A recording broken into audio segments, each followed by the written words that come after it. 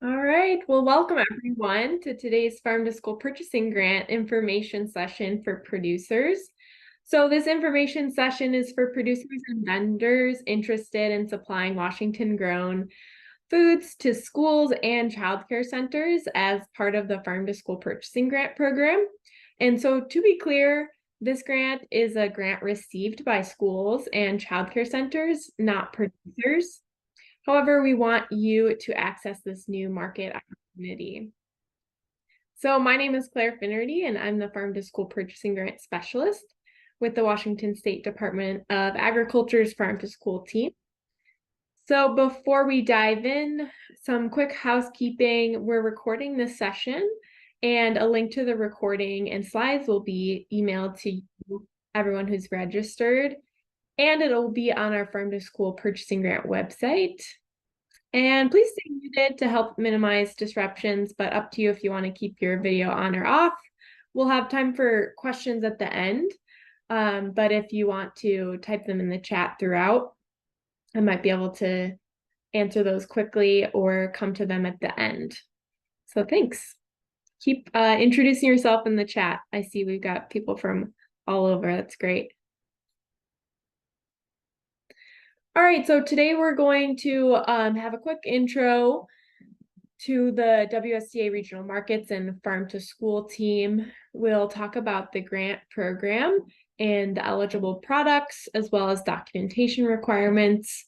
And then we'll dive into how to connect with grantees who have these funds to purchase Washington grown foods.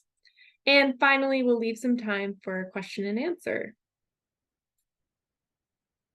So the Washington State Department of Agriculture's Regional Markets Program supports the economic viability of specifically small and direct marketing farms and increases the availability of Washington-grown products in schools, institutions, and on tables throughout the state. So we do this through technical assistance, market access and development, and lots of different resources.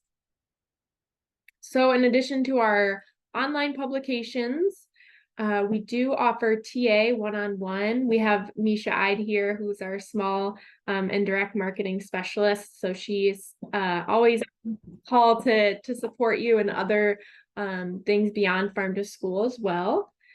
And you may have met us at one of our farmer buyer networking events this past winter. We had a farm to school roadshow with OSPI, different regions across the state. We do plan on having smaller farmer buyer networking events this winter, so stay tuned for information on that. So you might have also heard of the Local Food Infrastructure Grant managed by Galen Van Horen, as well as our new colleague, Ivy Fox. That is also in the Regional Markets Program, so we're all connected here in terms of those grants. So one of the resources I want to highlight for this group is the Handbook for Small and Direct Marketing Farms. It's also known as the Green Book. And the Green Book provides fact sheets on selling to schools as well as other institutions and rules based on the specific products or sales channel. And these fact sheets are available to download online on our website. And you may have seen us, if you ever see WSDA Regional Markets Program in person, you'll see us with these green books that we hand out for free. So within the Farm to School program, we promote farm to school connections and are dedicated to fostering relationships between schools and agricultural producers in Washington state. So we have around 300 school districts in Washington. So schools can be a key market opportunity for local producers. Our goal is to support expanding economic opportunities for farmers while also educating students about the connections between food, farming, health, and the environment. So this list contains a number of ways that we support farm to school connections. You might have heard of Taste Washington Day, which is in October, which is National Farm to School Month. And you have now heard about the Farm to School Purchasing Grants, which is why we're here today. So the WSDA Farm to School Purchasing Grant, it's a program made possible by the Washington State Legislature and longtime partners and advocates who have been pushing for this investment for many years. Grantees include school districts and childcare centers, and grant funds are used to reimburse their purchases of Washington-grown foods. So in the first grant cycle that we ever had from January to August of 2022, $1 million was spent on Washington-grown foods by 52 grantees. And then the second grant cycle, which was last school year, $3.5 million was spent on Washington-grown foods by our 88 grantees across the state.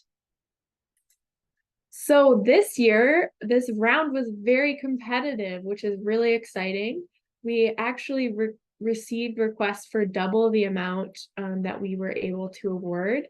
So we ended up awarding about $3.7 million to 105 grantees, and that includes school districts, childcare, and a few summer meals programs within school districts.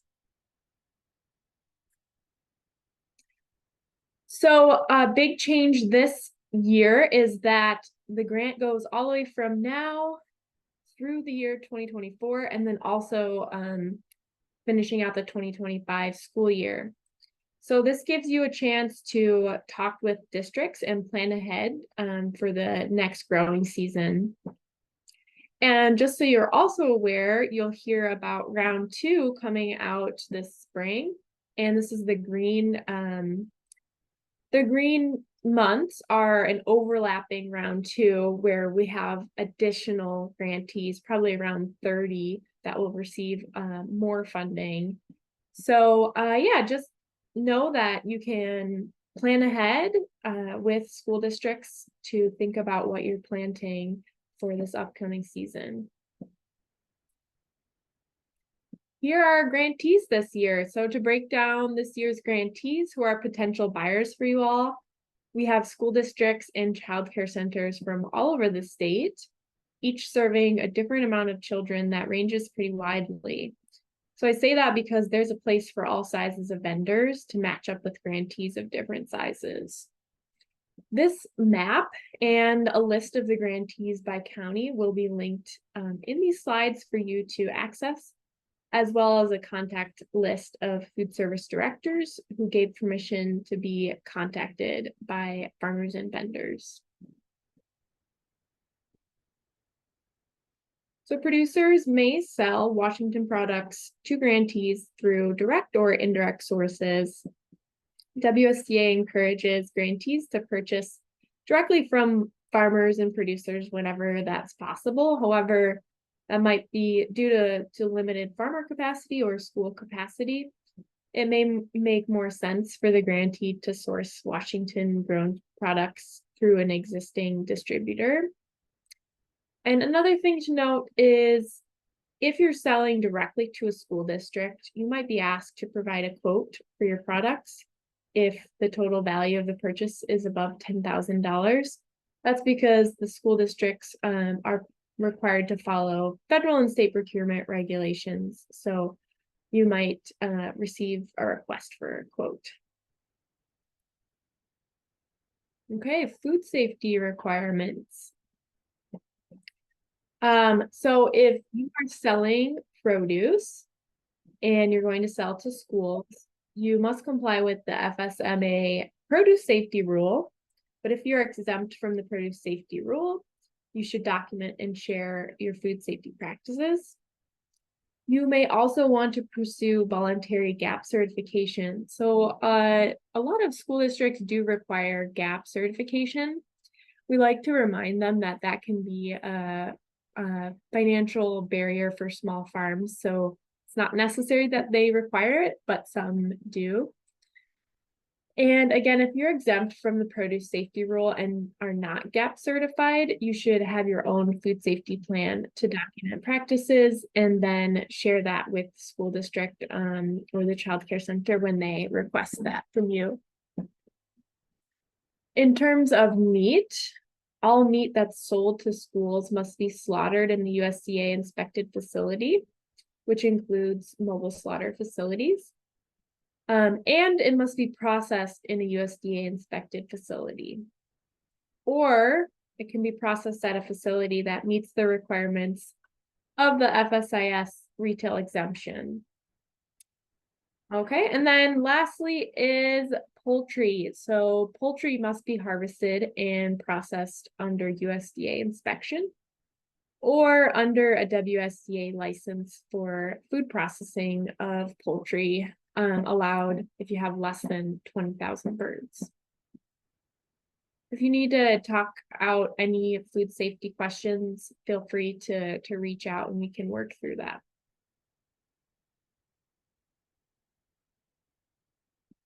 So what can schools buy with their grant funds? Not just produce, they can buy any whole and minimally processed fruits, vegetables, herbs, meat, seafood, legumes, and grains that are 100% grown, raised, or caught in Washington. And minimally processed can mean refrigerating, adjusting for size, washing, packing, or adding preservatives. So in terms of fully processed foods, such as bread products or dairy, the primary ingredient, which is the largest ingredient by weight or volume, must be 100% grown in Washington. Again, this is specific to our grant requirements.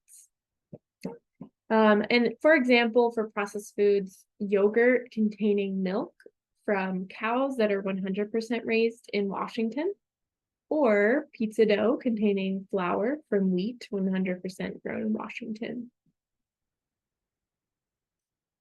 So schools may not use grant funds. Did I skip over? Oh, no, I didn't. Okay.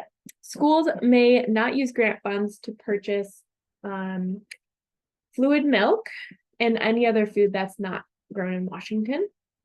The reason for this is to expand the types of products purchased for school meals, as many districts already source milk from Washington farms.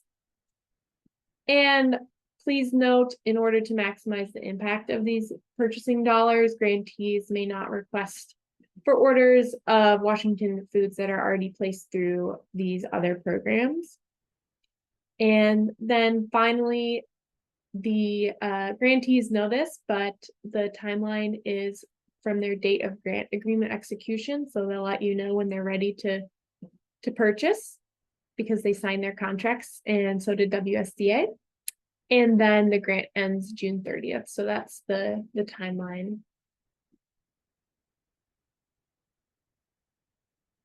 Okay, so this information about documentation requirements is intended to help you understand what documentation grantees are required to maintain.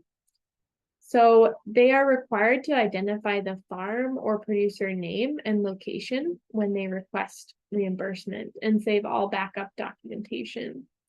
So documentation can take various forms, such as receipts or invoices with the source identification, product or case labels, fresh sheets, or any other materials that clearly indicate the product source.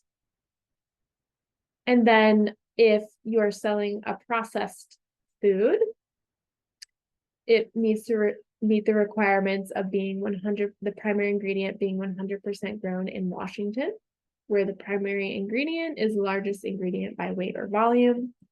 So a grantee will reach out to you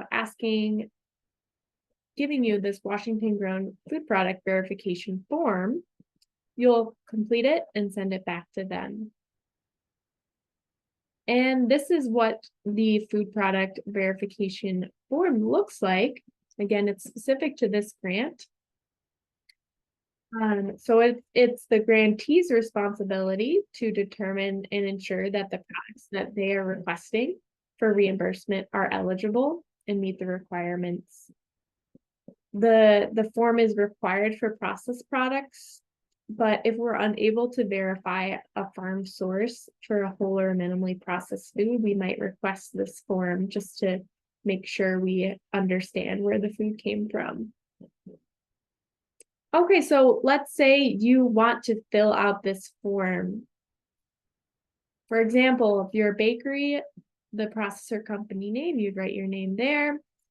And then the Washington primary ingredient name. So this form should be filled out one per Washington primary ingredient. So if you have multiple products that use one primary ingredient, then go ahead and add all of your products here. But another opposite example is, let's say you are a fermentation company and you make pickles and sauerkraut. That would be two separate forms, because one form would be cucumbers here and pickles here, and then another form would say cabbage here and then sauerkraut here for the product. So the most important part of this form is that you list all of the farms and farm locations, and that those are clearly listed and exclusively in Washington state. Next, you're going to click Browse. It'll open up your file folder, and you'll add a company logo. And then finally, you'll add your information here, which certifies that the above information is correct.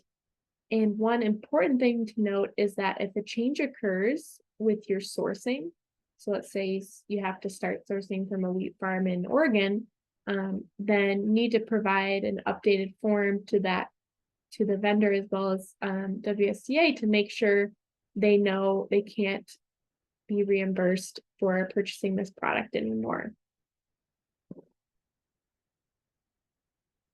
All right. So what products did schools buy last year? So over half of the food purchased were fruits, vegetables, and herbs. And this includes fresh fruit as well as frozen and dried products. Some schools and childcare centers prefer produce that requires minimal processing. It's ready to eat for their students, such as apples, berries, and vegetables that can easily go into their salad bars, given that they have limited labor and equipment for scratch cooking. However, there has been an increase in scratch and speed scratch cooking that allows districts to use new and different products, such as flour for baking from scratch and root vegetables or squash for roasting. So many grantees also chose to purchase local meat because the quality is often so much better than their usual source. So that was a large category last year. And then although fluid milk is not allowable, with these grant funds, schools did purchase a lot of cheese and yogurt. And yogurt is a really popular item for breakfast in breakfast parfaits. All right. So remember, each grantee varies in size and need. So from small childcare centers that scratch cook and buy whole foods to large urban districts that provide fresh whole fruits for snacks. It's important to make that connection with a grantee whose needs match your own capacity and specialization. So more information on what products schools bought last year. These are the top products by dollar amount. So you could see apples, beef, and yogurt were very popular. And then I wanted to share as well the top fruit and vegetables by dollar amount, so you can see a little bit more variety. As you'll notice, the top are ready to go fruits, very popular. And then you'll see more vegetables as well. However, 142 unique food products. So although there are some really common products that are easy for schools to incorporate, there were grantees last year who did an awesome job with variety, and it was really exciting to see different things. And we did ask grantees an optional question, and we asked them, how did you use the food that you purchased? And I wanted to share some fun examples. So there was someone who used smoked salmon on a bagel and with cream cheese. That sounds really good. A grantee made scratch-made hummus with chickpeas that were grown in Washington. A fully local scratch-made granola. So the child care center went and found oats and honey and all the other ingredients to make granola from scratch and had that in their breakfast parfaits. There's beef teriyaki sliders and microgreens for a growing lesson and taste test.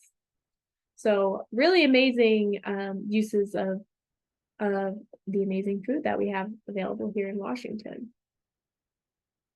And so from where this map shows which counties the food was purchased from and where it was grown.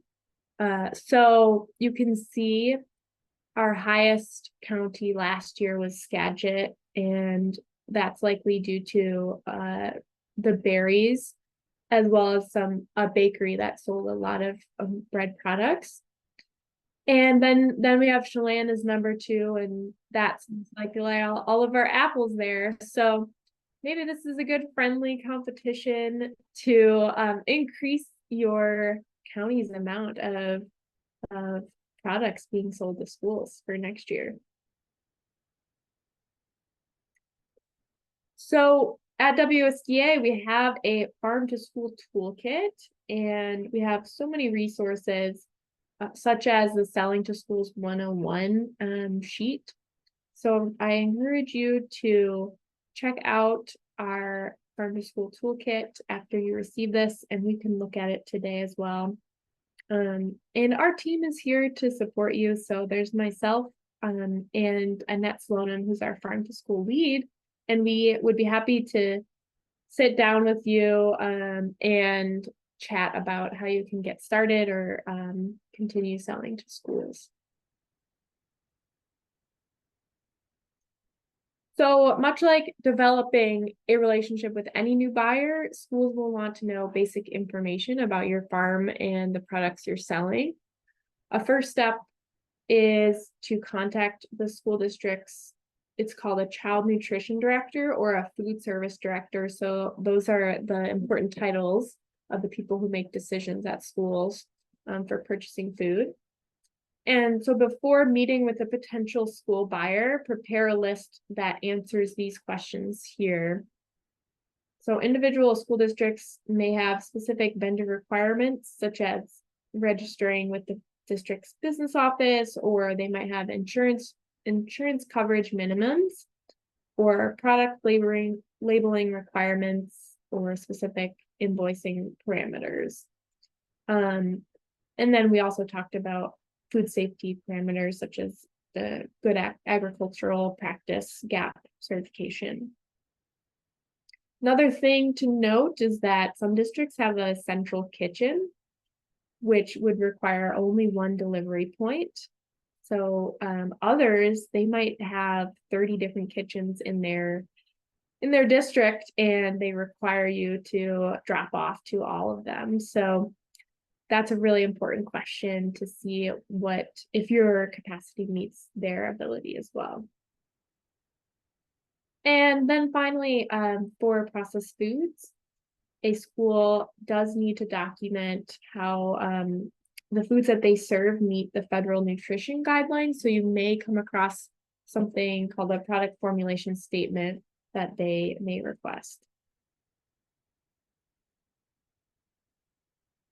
So these are some additional tips and considerations to keep in mind and to help you prepare for a productive conversation with grantees. As I'm sure you're all aware, districts and childcare centers are facing many supply chain challenges and labor shortages still. So communicate early, be responsive, and be mindful of the busyness of food service directors, and of course your busyness too. So might as well start early, start now in the winter, and you may need to contact more than once. So you can also identify your niche shortlist of school ready products. Maybe that's small apples that are undersized, or fluots, or carrots that have the tops on them still, or baby potatoes, lots of different specific school-ready products. Another thing that's important to note is that school buyers, they have to set their menu far in advance. So this also goes back to planning and knowing that it could take a while for a school district to change their menu. They do have sometimes the ability to swap out similar types of vegetables and varieties, but just know that it might be a longer term strategy to be able to change menus in schools. They may have limited processing capacity because of lack of equipment and labor. So again, that goes back to, can you minimally process, or do you have minimally processed foods or ready to eat foods?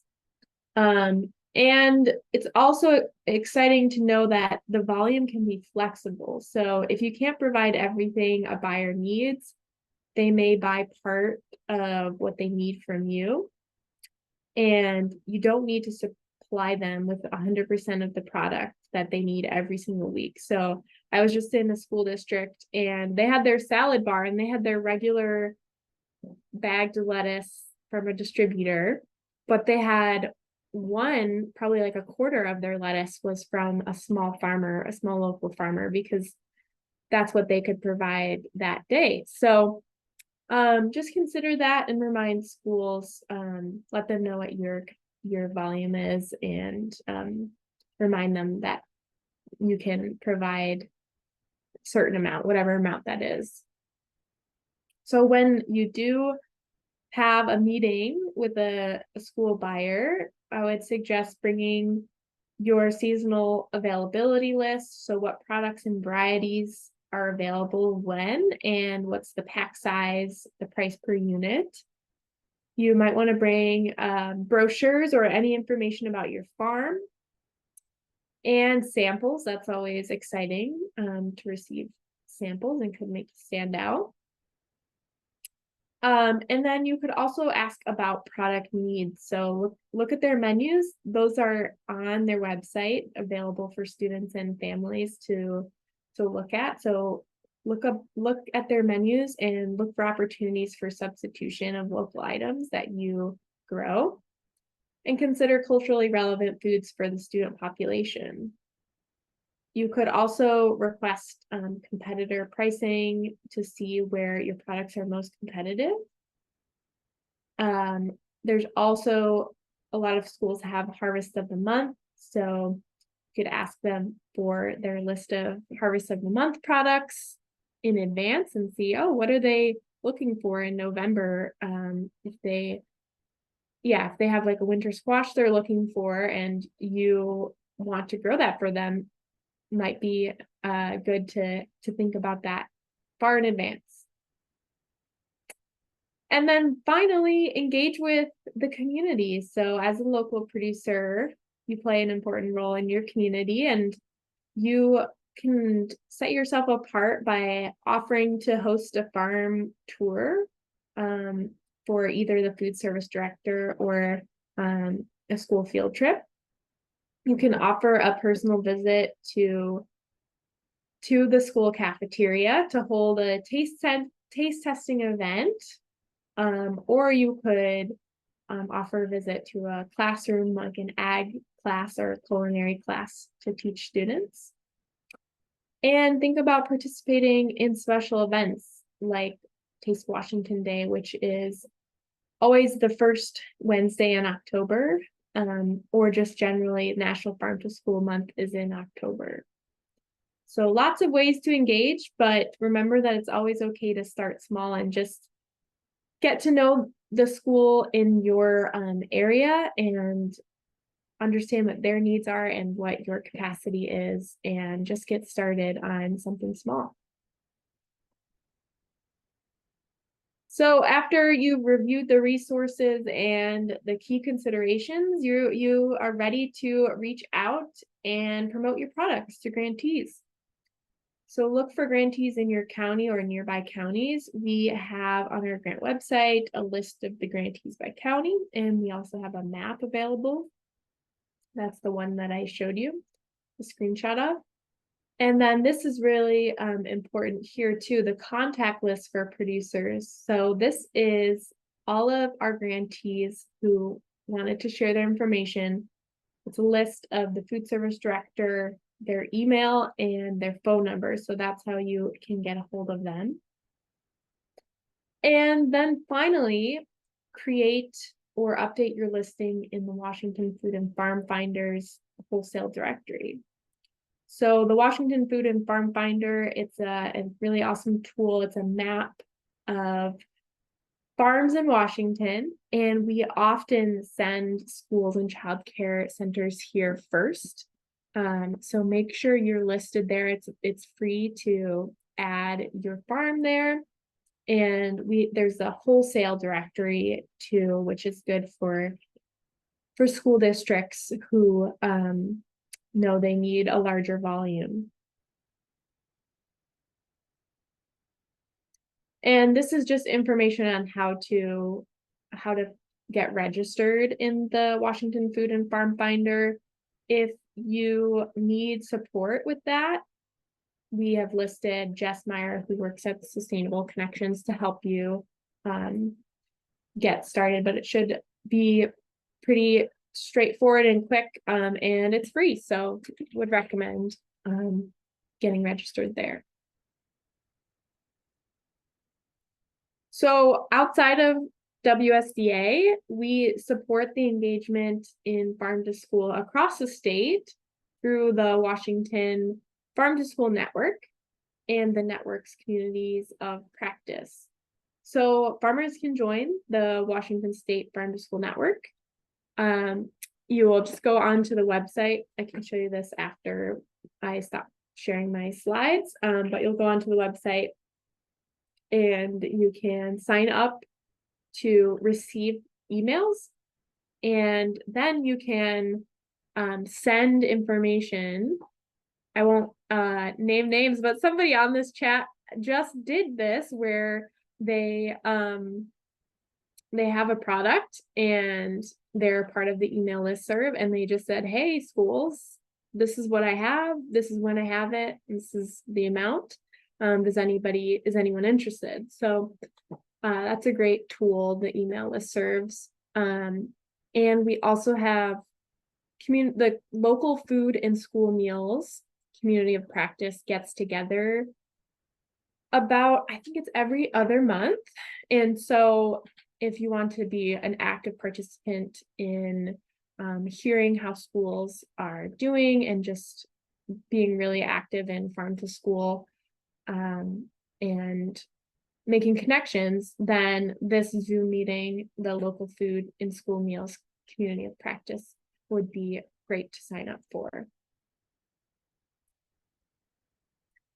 Another really exciting opportunity is, I don't know if you've heard of educational service districts, but the state is divided into them, and they are a support for school districts, their business offices and their nutrition staff. It's support for school districts. So in ESD 101, they started a child nutrition cooperative where school districts could sign up and get a ton of support to increase their local procurement and increase their scratch cooking.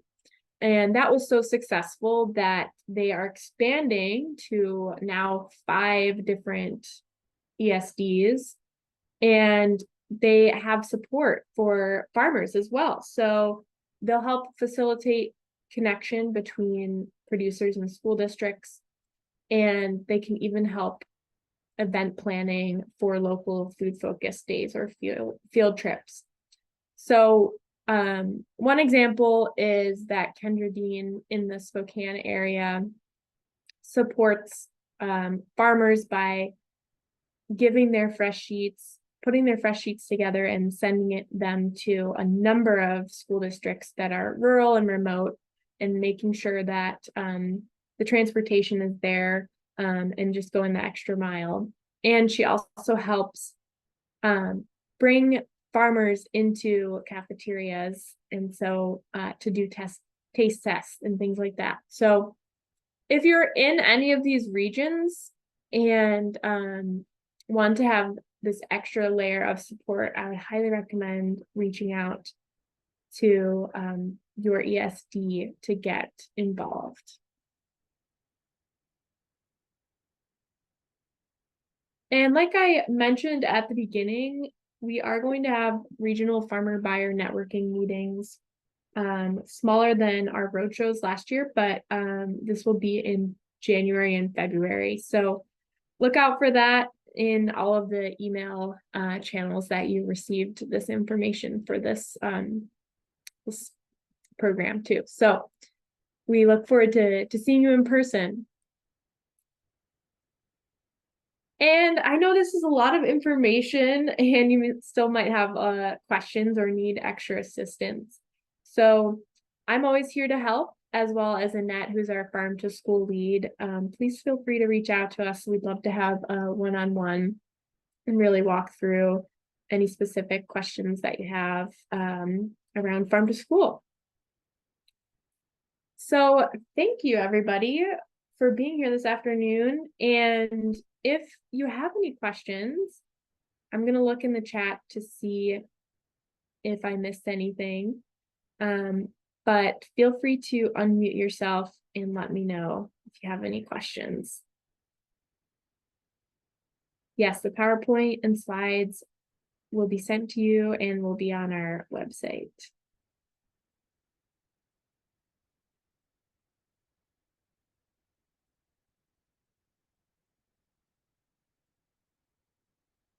See a question here.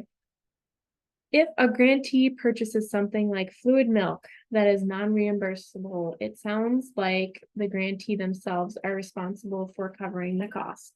That's correct. Yeah. So schools are purchasing from Washington in general, and this grant is just a specific way for additional funds. So if they reached out, if they bought an item that was not reimbursable, like fluid milk, they would just not be reimbursed with this grant. They would have to use other funds for that.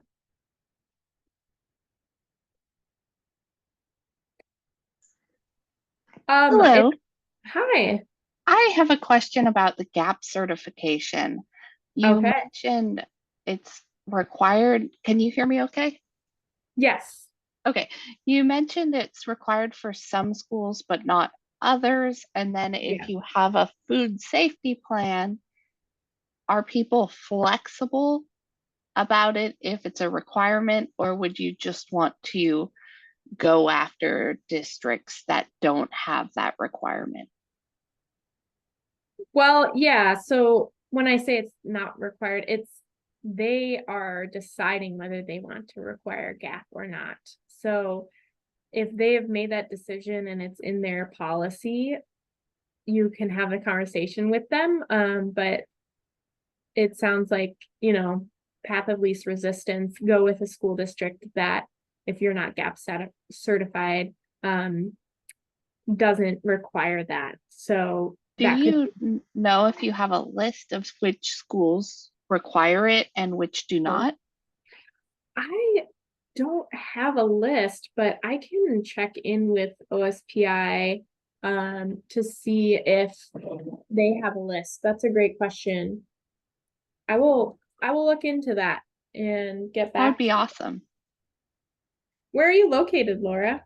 In Nooksack, it's in Whatcom County. Okay, great. Yeah, you can always reach out to them if you're interested in selling to Nooksack Yeah. directly. I Um, know in the past, Seattle Public Schools purchased from us. And so I was like, I wonder if they, but they might have changed. So yeah, I think Michelle is has answered here too. Great. The only school I've run into gap cert only is Highline School District. That's helpful to know. I've tried so many times to explain why that is, like just to inform them. And I haven't really, I know that many people, both from WSDA and OSPI, have tried to soften the edge, but unsuccessfully. I don't know. And then the fluid milk, I know that schools can use supply chain assistance funds. So when they bring that up, I generally say, well, talk to your business office to see if you have any supply chain assistance funds left over, because that's how many schools are choosing to spend those funds. Yes, thank you for reminding me. Yes, a lot of schools are using their supply chain assistance for local milk, definitely.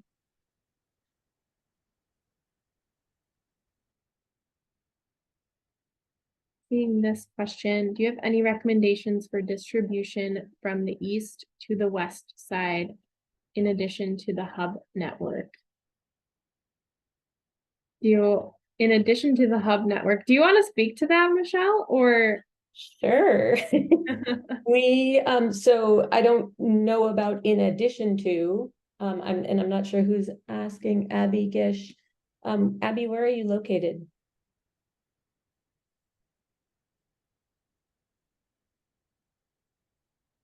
Maybe it says up above. I can only speak to what we do, and that is so every other week we go from east to west and west to east within a weekend, and hitting Spokane, Walla Walla, all points in between. Well, not all points in between, but Leavenworth, Wenatchee, and anywhere else that is very close to the highway. So that's an option, but you would have to onboard with either Link or the Puget Sound Food Hub for us to do that for you. And the person who was asking, I think it was Laura, asking about Seattle requiring GAP. They are a customer and they do not require GAP, but they're working with a skeleton team and super busy. So you will have to try many times to reach them.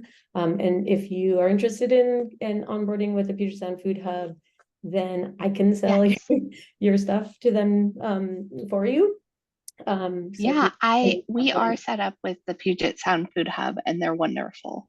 Yes, I agree. Cool. That's all I have to offer. I don't want to be on my call. Thank you, Michelle. I appreciate it.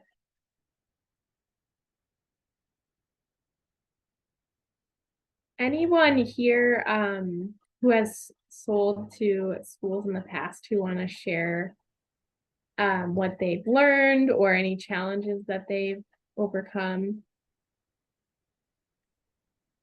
I do have a question. My name is Stan. I'm at Boldly Grown Farm, and I didn't fully understand what a ESD really is.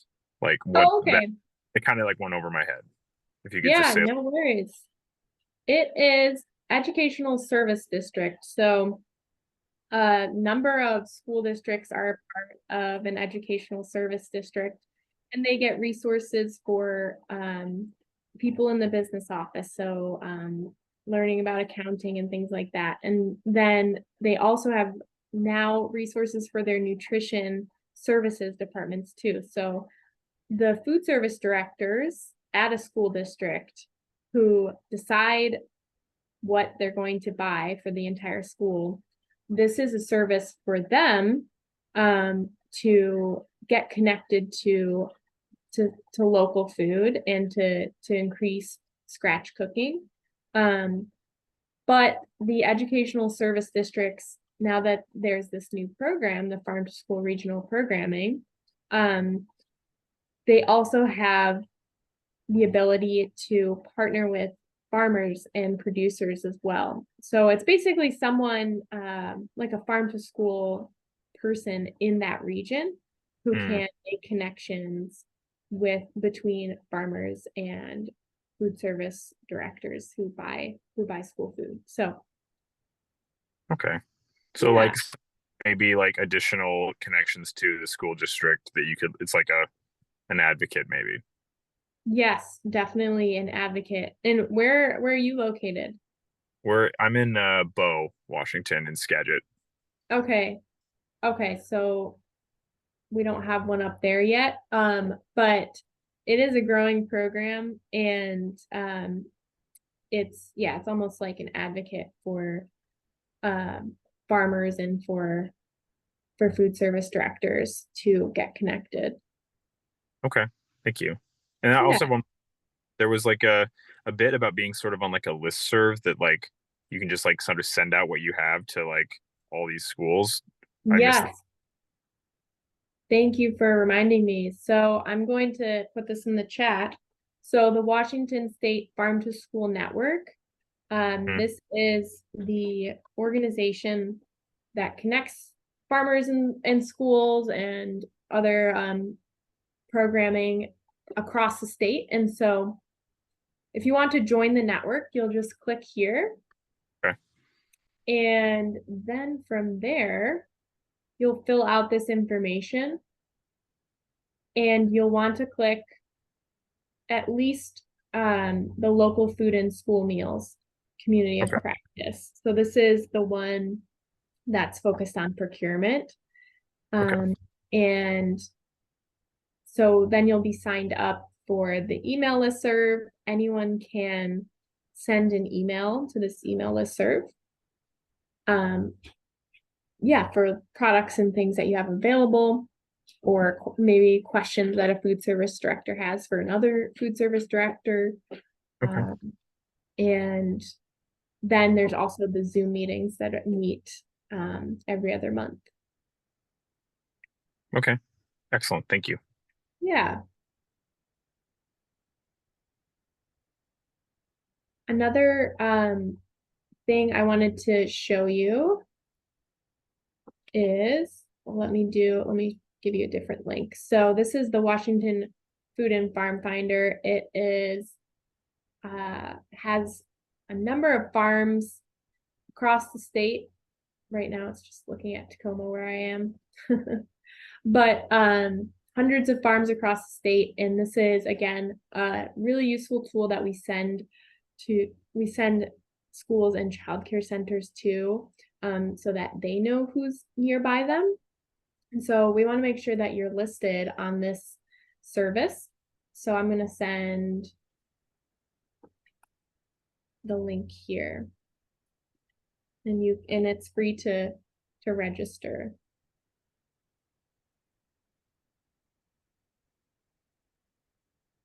That's another thing. One more link is for this grant, the Farm to School Purchasing Grant. We have a For Producers page. And so all of the links that I mentioned today, the important links, are going to be on this page. So the most important likely for you would be this contact list. And so when you open it, you'll see you can sort by county. You can see if you're in Adams County, you can see what school is there, and then you'll have the email address and the phone number to reach out to the school cook. So I'm going to put this in the chat. This is also the page where the recording and the slides will be, in addition to in an email. This is kind of the home page here.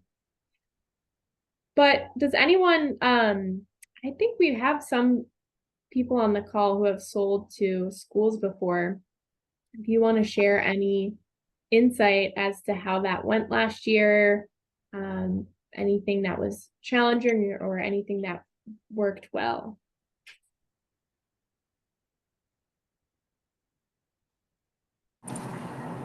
This is Mark Rowley from Rowley and Hawkins Fruit Farm. Hey, Mark. So we were able to sell to lots of different school districts. I think consistency is very difficult for fruit items, and because they rotate through different things fairly regularly, and so for our dried cherries and things, it would take them once or twice, but not on a regular basis. And then other items like asparagus or apples, it was more of a one-time purchase. And so hopefully, with this longer grant period, we can work out some longer term schedules. And it does take a lot of work. It takes a lot of planning, and it takes 2 or 3 contacts per school. And even those that you've sold to in the past, it'll take another 2 or 3 contacts to get the next product into the school. So it does take a lot of legwork, and it's not very streamlined yet. But we were able to make several sales in different areas. Thank you. I appreciate your input there. And you were always a sample guy. So whenever I saw you, you had samples, and I think that makes people stand out. So I liked that. But yeah, so that's a good reminder that it will take many like pushes to chat with school food service directors, and you're busy and they're busy. So take this opportunity this winter to get started and plan ahead. I do see, I think someone else was also gonna speak too. Can you hear me? Yeah. Okay, so I'm from Sandwich Bay Cheese in Bow. Yes, and I sold to quite a few schools last year, but it really is a lot of phone calling, emailing, and I was lucky and got set up really well with the Seattle School District and sold a lot of ground beef because we have a farm where we make all of our own products of yogurt, milk, and cheese, but we also have our own cattle. And so I did get in with them with a lot of meat, and it took a lot of time, but it was a lot. Just once I got set up, they really are interested. I do a lot of other schools I deal with too. And they really do want to buy. It's just that they're really busy and they have to schedule and they have to make sure funding is right to get the products. But once I sold, and I started contacting them at the end of last year because I knew they'd be getting grants at the same ones that I worked with. And so it just takes time, but just keep contacting and be patient, and you will get a lot of people that do want to, they want to support all the local farms. Just takes time. Thank you, Amber. I really appreciate that. Yeah. We I didn't mention this, but the grantees can spend up to 25% of their award on non-food costs. So you saw that beef was a really popular item, and one of the popular non-food costs was actually freezers. So schools needed to increase their capacity, as well as childcare centers a lot too with the freezers, increasing their capacity to store. So in the winter, obviously they're looking for items that they can purchase that are available, and frozen berries or frozen meat was popular. I see a question also about poundage. We did request pounds, but it was an estimated amount. So it's not, yeah, it's an estimated amount of produce poundage, but we will be soon providing information, more information about all of the items that were purchased last year. So you can look out for that, and pounds will be included there.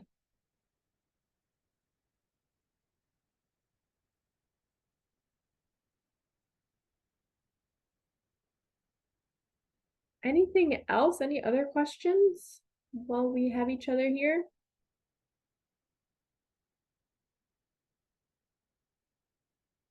I think the farm to school toolkit, which I mentioned, put this in the chat as well.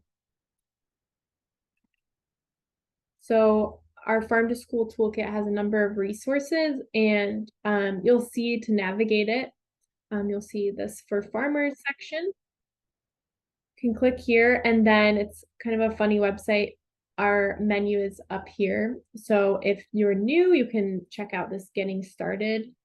And we walk you through the different steps, including this selling to schools 101 guide reference sheet. So that's how you would navigate this website. And if you want to have a one-on-one, longer one-on-one, we'd be happy to walk you through more of our tools and resources that we have here. So if no one else has any other questions, I can stay on for one-on-one questions. But I want to thank you all so much for being here. I really appreciate you taking the time, and look forward to seeing you around the state and seeing you maybe being a part of the Farm to School Network. So thank you so much, and feel free to reach out at any time.